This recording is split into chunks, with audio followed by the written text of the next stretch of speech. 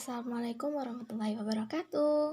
Halo teman-teman semua, gimana nih kabarnya? Semoga sehat selalu ya. Sebelumnya perkenalkan, namaku Delvia Siska dengan NIM D1C221060 dari Prodi Teknik Pertanian Fakultas Pertanian Universitas Jambi Angkatan 2021. Nah, pada kesempatan kali ini aku ingin membahas sedikit tentang radikalisme. Sebenarnya radikalisme itu apa sih?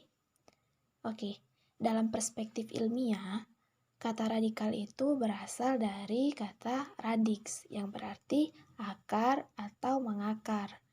Sebenarnya hal ini bermakna positif, terutama berpikir secara radikal dan fundamental atau out of the box untuk mencari solusi suatu masalah dalam konteks ilmu pengetahuan. Namun, jika kata radikal dikembangkan menjadi radikalisme, konotasinya menjadi negatif. Nah, hal inilah yang nantinya berpotensi berkembang menjadi terorisme. Jadi, dengan kata lain, radikalisme ini merupakan embrio dari terorisme.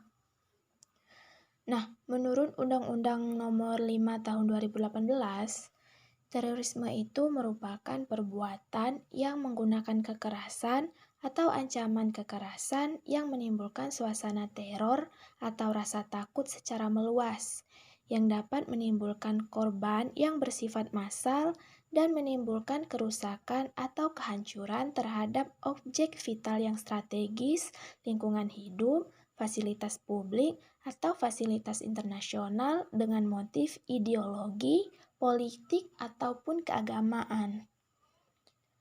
Kemudian, Direktur Pencegahan Badan Nasional Penanggulangan Terorisme atau BNPT mengatakan bahwa generasi muda adalah salah satu kelompok yang paling rentan terpapar radikalisme dan intoleransi, sehingga pelibatan pemuda sangat penting untuk menangkal penyebaran paham radikalisme, ya khususnya di kalangan mereka sendiri.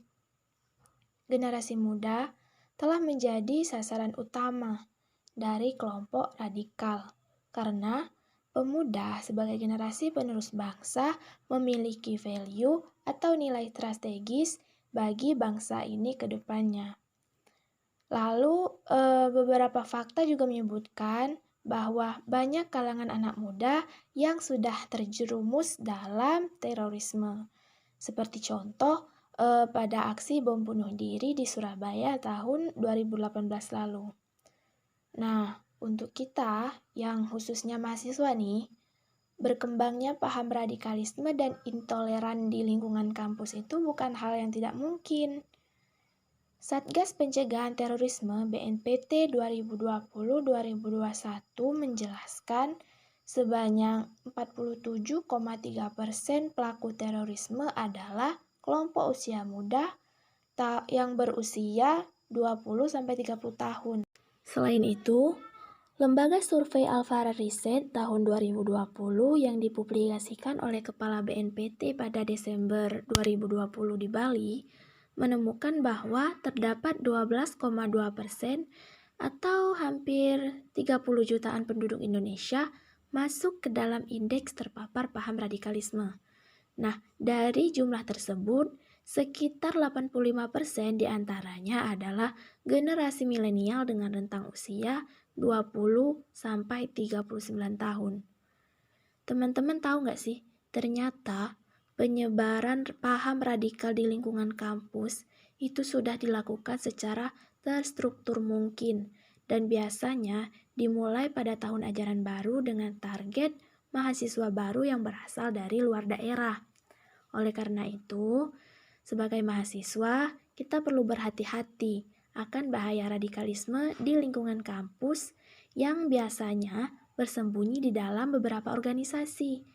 Hal itu karena mahasiswa ini dianggap sebagai kelompok yang masih labil dan berada pada proses pencarian jati diri, serta cenderung lebih kritis kepada pemerintah, terutama soal ketidakadilan, kesejahteraan sosial, ataupun yang lainnya.